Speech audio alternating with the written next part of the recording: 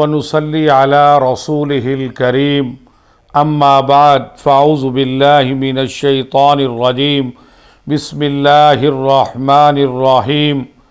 شب برات کی فضیلت۔ والفجر ولیال عشر والشفع والوتر واللیل اذا یسر حل فی ذلک قسم الذی حجر صدق اللہ العظیم۔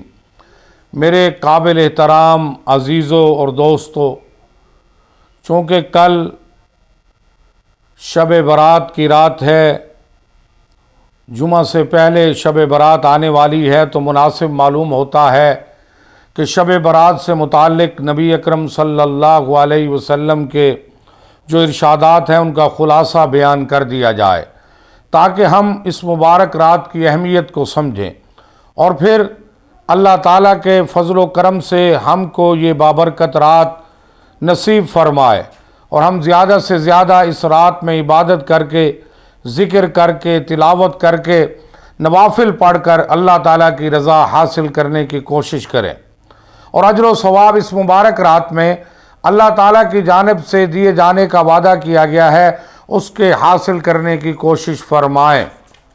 اللہ تعالیٰ اپنی رحمت سے ہم سب کو توفیق عطا فرمائے۔ 5 مبارک راتیں۔ حضرت معاذ بن جبل رضی اللہ تعالیٰ عنہ سے روایت ہے کہ نبی اکرم صلی اللہ علیہ وسلم نے ارشاد فرمایا، 5 مبارک راتیں ایسی ہیں جو لوگ ان راتوں کو ذکر کر کے، عبادت کر کے، تلاوت کر کے، نوافل پڑھ کے، استغفار کر کے، درود پاک کی تسبیحات پڑھ کے، صلاۃ و تسبیح، تہجد کی نماز پڑھیں گے، اللہ تعالیٰ سے دعائیں مانگیں گے اور دیگر اعمال صالحہ کر کے رات کو شب بیداری میں گزاریں گے تو ان کے لیے جنت واجب ہو جائے گی۔ یہ 5 مبارک راتیں، ان میں سے پہلی رات 8 ذی الحجہ کی رات ہے، اور دوسری رات 9 ذی الحجہ کی رات ہے، تیسری رات عید الاضحیٰ کی رات ہے، اور چوتھی رات عید الفطر کی رات ہے، اور 5ویں رات شعبان کی 15ویں رات، یہ شب برات کی رات، چھٹکارے اور نجات کی راتیں ہیں۔ یہ 5 راتیں مبارک راتیں ہیں۔ جو شخص ان مبارک راتوں میں اللہ تعالیٰ کی بارگاہ میں حاضر ہوگا، نوافل پڑھے گا، اپنے گناہوں سے توبہ کرے گا اور عبادت میں، ریاضت میں مصروف رہے گا، ایک تو اللہ تعالیٰ کی طرف سے نظر خاص ہوگی، رحمت خاص ہوگی، اور اللہ تعالیٰ اس کے لیے جنتی ہونے کا فیصلہ صادر فرما دیں گے۔ تو ہمیں بھی چاہیے، آج کل یہ کہ کچھ لوگ شب برات کو مانتے نہیں، اگر جو لوگ مانتے ہیں تو وہ جناب والا شب برات کے اندر، جناب والا افراط اور تفریط کے اندر چلے جاتے ہیں۔ تو ہمیں ایسا نہیں کرنا چاہیے، جتنا قرآن و سنت سے ثابت ہے ہمیں شب برات کی رات اس انداز میں عبادت و ریاضت اللہ کو راضی کرنا چاہیے۔ اس رات کے اندر یہ جو ہم جناب والا حلوے، کھیرنیاں پکاتے ہیں اور اسی طریقے سے پٹاخے جناب بجائے جاتے ہیں، یہ بالکل ہی جائز نہیں۔ ہمیں چاہیے ہم کوشش کریں کہ انفرادی سطح پر ہم عبادت کریں، ریاضت کریں، تلاوت کریں، لیکن اس رات یہ جو میلے ٹھیلے، اور نبی اکرم صلی اللہ علیہ وسلم کا اپنی حیات طیبہ میں ایک دفعہ قبرستان میں جانا ثابت ہے، تو خاموشی سے چلے جائیں، میلوں کی صورت میں، ٹھیلوں کی صورت میں، کافلوں کی صورت میں یہ قبرستان میں جانا جائز نہیں۔ جناب والا ہمیں چاہیے، اس رات کی فضیلت ثابت ہے، لیکن جتنا قرآن و سنت نے بیان کیا ہے۔ اور دوسری روایت حضرت معاویہ رضی اللہ تعالیٰ عنہ سے مروی ہے، نبی اکرم صلی اللہ علیہ وسلم نے فرمایا، جب شعبان کی 15ویں رات ہوتی ہے تو اللہ تعالیٰ اپنی ساری مخلوقات کی طرف نظر کرم، نظر خاص فرماتے ہیں، ساری مخلوق کو بخش دیتے ہیں سوائے 2 آدمیوں کے۔ ایک اور روایت کے اندر 5 ہیں، 5 اور 2 یہ 7 آدمیوں کے علاوہ اللہ ساری مخلوقات کو بخش دیتے ہیں سوائے ان 7 آدمیوں کے۔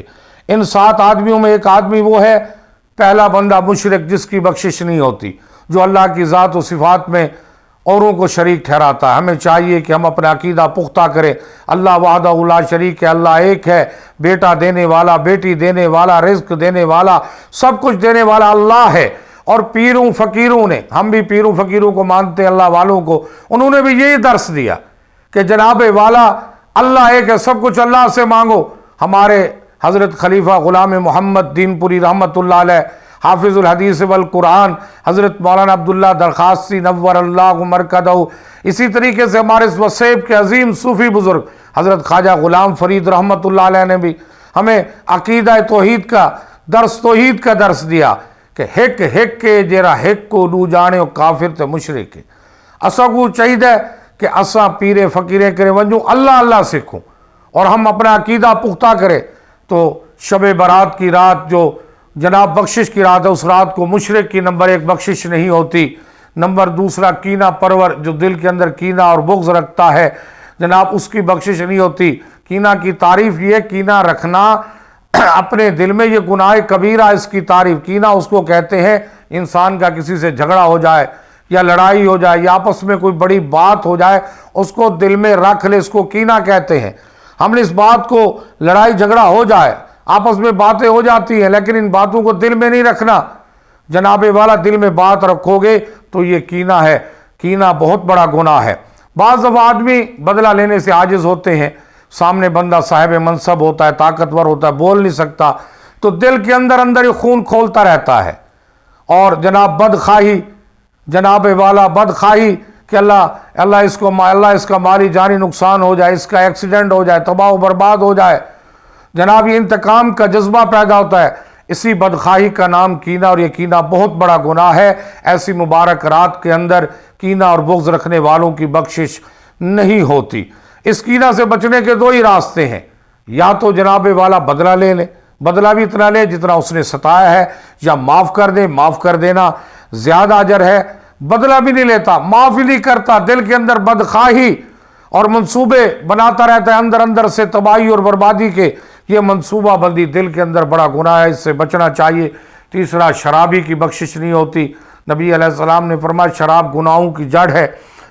آج ہمیں چاہیے ہم جہاد کریں، ہماری نوجوان نسل شراب کی عیاشی، فحاشی اور یعنی کی رسیا ہو چکی ہے۔ آج موبائل نیٹ ورک نے تباہی اور بربادی کے دہانے کھول دیے، تو جناب شرابی کی بھی شب برات کی رات بخشش نہیں ہوتی۔